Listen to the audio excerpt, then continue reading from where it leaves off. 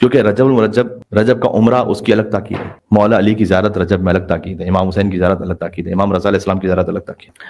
آج سے 40 سال پہلے کی بات ہے، اس کو سن لیجیے گا، یہی ربط مصائب ہے اور شاید کسی لائق ہو، آپ غور کیجیے گا۔ 40 سال پہلے کی بات ہے کہ تہران کے ایک بہت بڑے بزنس مین تھے، ملینئر۔ ایک موقع ایسا آیا کہ کئی ڈیلز ایسی ہوئیں کہ جس میں ملینز کے نقصان کیے انہوں نے ایک کے بعد ایک، اور لون اتنا ہو گیا کہ سب کچھ جو کیپٹل تھا وہ چلا گیا، اور اس قدر لون بڑھ گیا تھا کہ کہتے ہیں منہ چھپاتے پھرتے تھے، اور لوگ گھروں پر آ کے نوک کرتے تھے تو دروازہ نہیں کھول پاتے تھے۔ ان کی زوجہ پریشان ہو گئی تھی، کہتے ہیں میں انتہائی ڈپریسڈ اس کیفیت میں تھا۔ اچھا، کہتے ہیں میں نے اپنے 2-3 احباب کو فون کیا کہ میرے لیے کچھ فائنینشیل ہیلپ کر دو، تو کہتے ہیں سب نے منہ موڑ لیا۔ کسی نے کہا اپنا گھر بنا رہا ہوں، کسی نے کہا میرے بچے کی شادی ہے، کسی نے کہا مجھے ٹریول ہے، کسی نے مدد نہیں کی۔ صادق علی محمد کہتے ہیں کہ اپنے دوستوں کو 3 کیفیتوں میں پہچانو، ایک غصے میں، ایک سفر میں، تیسرا مالی حاجت کے وقت۔ کتنے ایسے ہوتے ہیں کہ جو آپ کے ساتھ اٹھنے بیٹھنے والے، اور یار اس سے اچھا تو کوئی دوست لگتا ہی نہیں مجھے، لیکن جہاں کہیں کسی فائنینشیل مشکل میں آپ آ جائیں اور آپ کسی سے ہیلپ مانگ لیں تو پھر دیکھتے ہیں کہ بھائی پھر کون منہ موڑتا ہے، کون سامنے جواب دیتا ہے۔ تو امام نے فرمایا کہ غصے میں پہچانو، دوسرا یہ کہ سفر میں پہچانو، تیسرا یہ کہ فائنینشیل مشکل میں پہچانو۔ تو کہتے ہیں کہ میرے سارے دوستوں نے مجھ سے منہ موڑ لیا، میری زندگی تنہائی میں تھی اور مجھے نہیں معلوم تھا کہ اب میں کیا سوسائڈ کر لوں گا، کیا کر لوں گا۔ دفعتاً ایک خیال آیا میرے دل میں، میں نے اپنی وائف سے کہا کہ دیکھو سارے دوستوں نے منہ موڑ لیا ہے، ایک شخص کے پاس جانا چاہتا ہوں، وہ ہے علی ابن موسیٰ رضا۔ علی ابن موسیٰ رضا دیکھنا چاہتا ہوں کہ وہ بھی مشکل وقت میں منہ موڑ لیں گے یا کچھ کریں گے، کیونکہ ان کی کچھ مجلسوں میں تو میں گیا ہوں، کچھ تو میں نے ان کے لیے گریہ کیا ہے، 1-2 بار زیارت پر بھی گیا ہوں، تو کیا وہ اس مشکل میں تھامیں گے یا نہیں، وہ بھی چھوڑ دیں گے دوسروں کی طرح۔ میری وائف نے کہا کہ جاؤ گے کیسے، حتیٰ یہ کہ بس میں جانے کا کرایہ نہیں ہے، کہ اگر ہو سکے تو اپنے بہن بھائیوں سے تھوڑا سا قرض لو، کچھ مانگ لو اور اس کے ذریعے سے میں چلا جاؤں۔ تو کہتے ہیں کہ میری وائف نے بڑی مشکل سے اپنے بہن بھائیوں سے کچھ لون لیا، اور صرف اتنا تھا، میرے پاس ہوٹل میں رکنے کے لیے کوئی رقم نہیں تھی، میں جاؤں صبح وہاں پہنچوں، نماز فجر پڑھوں اور اپنی دعا مناجات کروں، ظہر کی نماز پڑھ کے دوسری بس لے کر واپس تہران آ جاؤں۔ بس ایک معمولی سی رقم تھی، 1 روٹی 2 روٹیاں لینے کے لیے تاکہ میں لنچ کر سکوں۔ کہتے ہیں وہ لے کر میں مشہد پہنچا صبح مولا رضا علیہ السلام کی زرعی متحر پر۔ آج سے 40 سال پہلے شاید رش بھی تھوڑا کم ہوتا تھا۔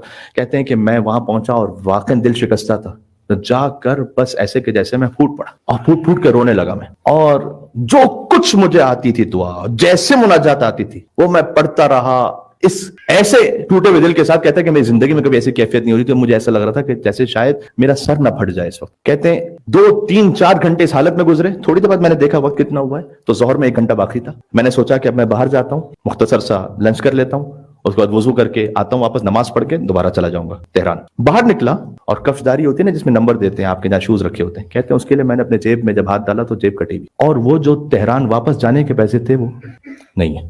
کہتے ہیں میری حالت ایسی ہو گئی، میں دوبارہ گیا زری پر، کچھ کہا نہیں میں نے، لیکن میرے اندر گویا اتنی شکایت کا ایک جذبہ و کیفیت آ رہی تھی کہ میں نے دل ہی دل میں زری کو دیکھ کر امام رضا علیہ السلام سے کہا کہ اگر آپ امام برحق ہیں تو یا تو آپ جانتے ہیں کہ آپ کے حرم میں اس وقت میرے ساتھ کیا ہوا ہے، تو پھر مولا آپ نے کیوں ہونے دیا، جبکہ آپ جانتے ہیں کہ میں بس صرف اتنا ہے کہ میں بڑی مشکل سے بس میں بیٹھ کے دوبارہ تہران جاؤں گا، اور اگر آپ نہیں جانتے کہ میرے ساتھ کیا ہوا ہے تو پھر آپ کیسے امام۔ کہتے ہیں میں نے دل میں کہا بس یہ کہہ کے میں باہر نکلا، کچھ بھی نہیں تھا۔ کہتے ہیں وہ پروفیشنل بیگرز کی طرح میں کھڑا بھی نہیں ہو سکتا تھا کہ میرا سب کچھ سامان لٹ گیا ہے تو پھر مجھے آپ کچھ دے دیجیے۔ کہتے ہیں میں بہت بڑا سا بزنس مین تھا، مجھ سے تو یہ ہو ہی نہیں پائے گا، تو میں کروں تو کیا کروں۔ کہتے ہیں نہ نماز کا ہوش، نہ وضو کا، کچھ بھی نہیں، ذہن بند، صرف ایک 5 تومان وہ جیب میں تھے۔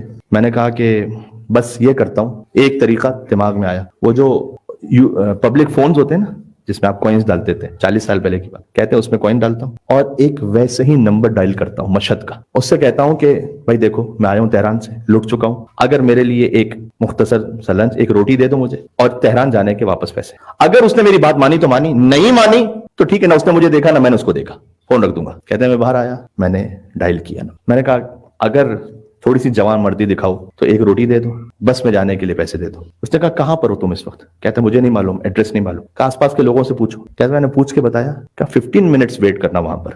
میں کھڑا ہو گیا، 15 منٹس بعد ایک بہترین کار آئی وہاں، اس میں ایک ڈرائیور تھا، مجھے اندازہ ہوا کہ میں نے اس ڈرائیور سے بات نہیں کی، میں نے اس کے مالک سے بات کی۔ اس نے مجھے کہا ساتھ بیٹھ جائیے، لے گیا مشہد کے ایک انتہائی پورش ایریا میں۔ وہاں پہ میں پہنچا، وہاں جیسے ہی گھر میں داخل ہوا، اوہ عالی شان گھر، ایک ایسے جیسے کوئی بہت ہی بڑا سیٹ ہو کے جو اتر رہا ہے سیڑھیوں سے۔ اس نے مجھے دیکھا کہ آئیے آئیے تشریف رکھیے، مجھے بٹھایا۔ ایک بچہ آیا نوجوان سا، اس نے آ کر مجھے ایک چائے سرو کی، کچھ شیرینی سرو کی، کہ یہاں بیٹھیے۔ اس کے بعد بہترین کھانے کا اہتمام۔ میں نے دل میں سوچا کہ کھانا تو ہو گیا، بس ابھی اگر کرایہ دے دے تو بس۔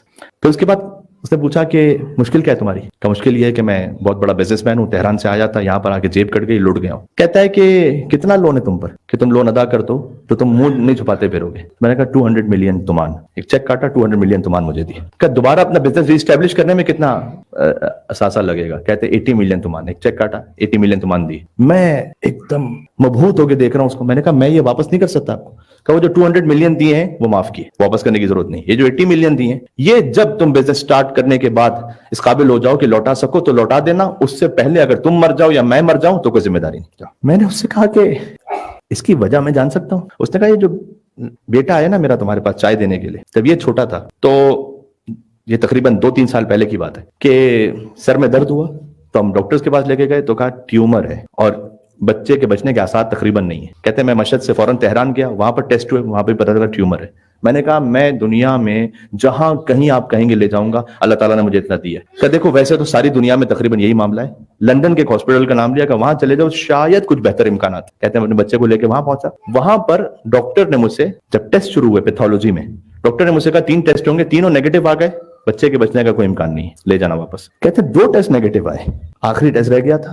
میں اس پیتھولوجی سے باہر نکلا زیر آسمان گم اپنی سوچوں میں۔ اچانک مجھے امام رضا علیہ السلام یاد آئے، تو میں نے امام رضا علیہ السلام کو بڑے خلوص سے کہا کہ میں نے کہا مولا میں آپ کا شیعہ ہونے کا دعویٰ نہیں کرتا، بلکہ میں محب ہونے کے بھی لائق نہیں کہ میں کہہ سکوں کہ میں محب، لیکن میں آپ کا ہمسایہ تو ہوں، میں مشہد میں رہتا ہوں تو آپ کا ہمسایہ تو ہوں نا مولا۔ اس ہمسائیگی کی حیثیت میں اگر مولا میرے بچے کو آپ شفا دے دیں تو میں آپ سے وعدہ کرتا ہوں کہ کوئی آپ کا ایک زائر اس کی زندگی کی مدد کے لیے میں اپنی آخری حد تک جاؤں گا۔